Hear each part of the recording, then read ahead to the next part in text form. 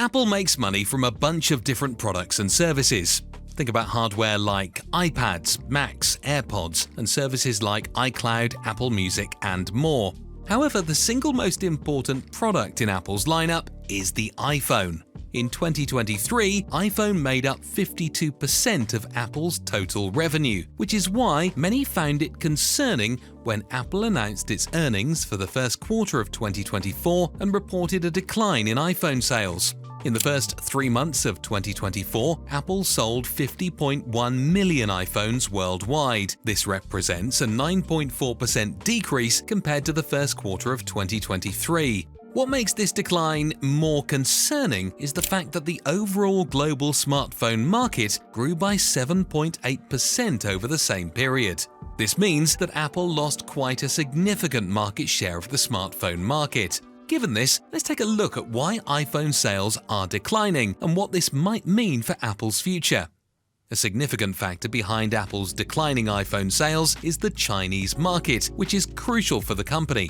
In recent years, China has contributed to about 20% of Apple's global revenue, with the iPhone being the primary driver of these sales. However, the iPhone's dominance in the Chinese smartphone market is fading. In the first quarter of 2023, Apple held approximately 19.7% of the Chinese smartphone market, making it the leading player in the industry.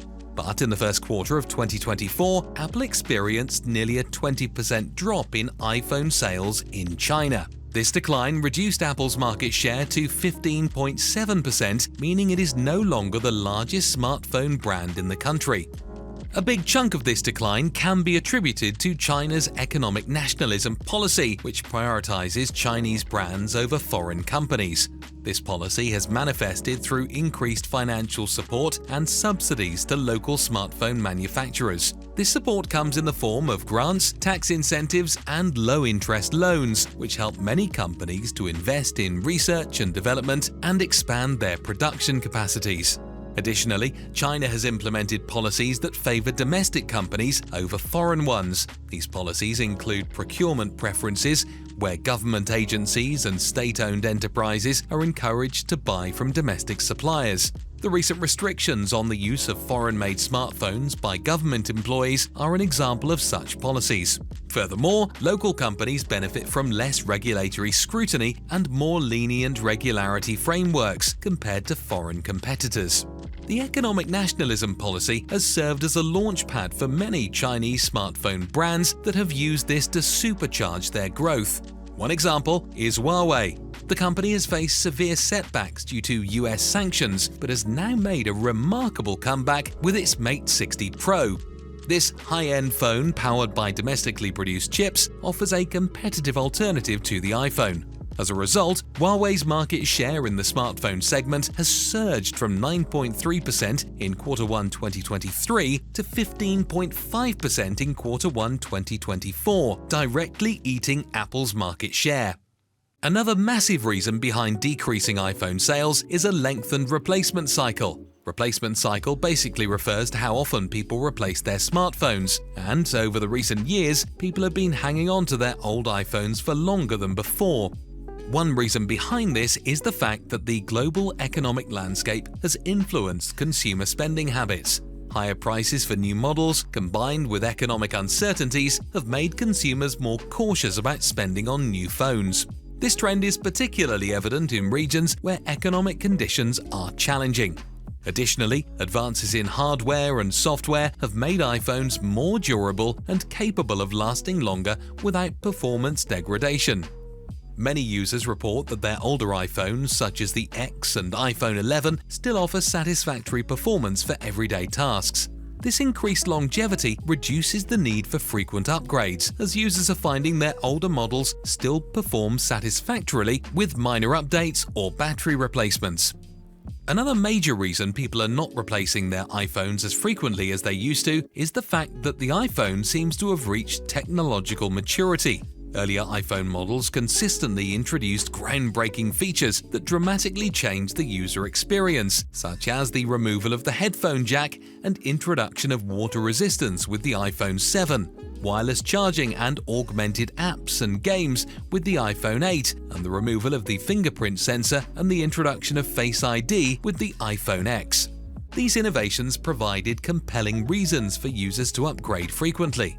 In recent years, however, the differences between consecutive iPhone models have become more incremental. For example, the transition from the iPhone 14 to the iPhone 15 brought about improvements in battery life, camera enhancements, and minor design tweaks, such as USB-C charging, but these changes were not revolutionary enough to prompt immediate upgrades for many users.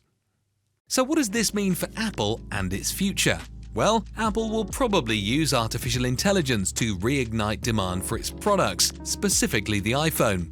One way for the company to shorten the replacement cycle is by introducing new features to the new iPhone, and AI is a huge factor here. One of the cornerstones of Apple's AI strategy might be a significant upgrade to its virtual assistant Siri. The possible introduction of Siri 2.0 powered by large language models can completely change how users interact with their devices. Siri 2.0 might offer more natural and context-aware conversations, making it more effective in understanding and executing complex commands.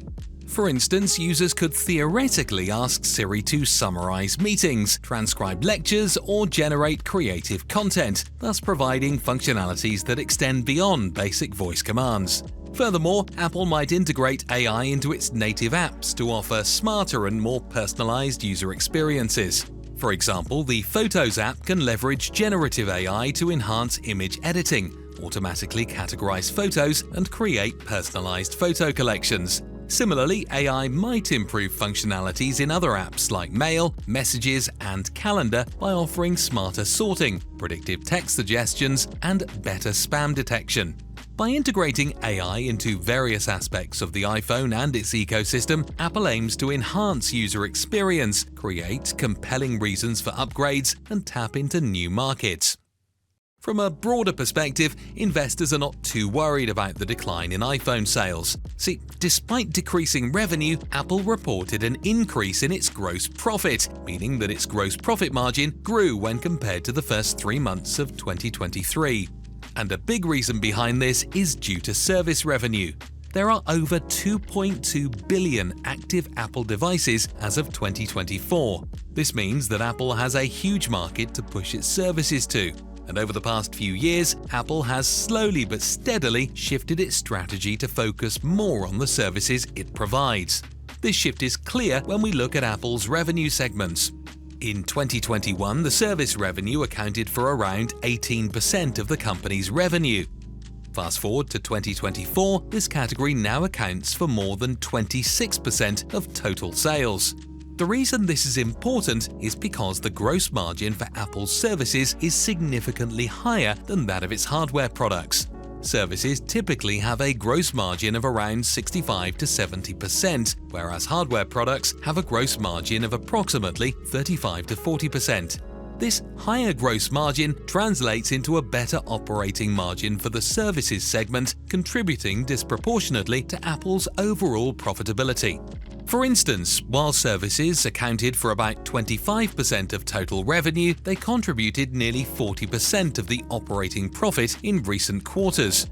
In addition to better profit margins, services generate recurring revenue, providing a steady cash flow that supports Apple's financial stability and allows for more predictable financial planning. All in all, Apple finds itself in a unique position, and the steps it takes now might dictate a major part of its future. On the one hand, changing consumer habits and competitors are adding more pressure across its revenue segments. On the other hand, regulatory pressure is challenging its grasp over some industries. One thing is for sure, whether for better or worse, Apple has an exciting future ahead.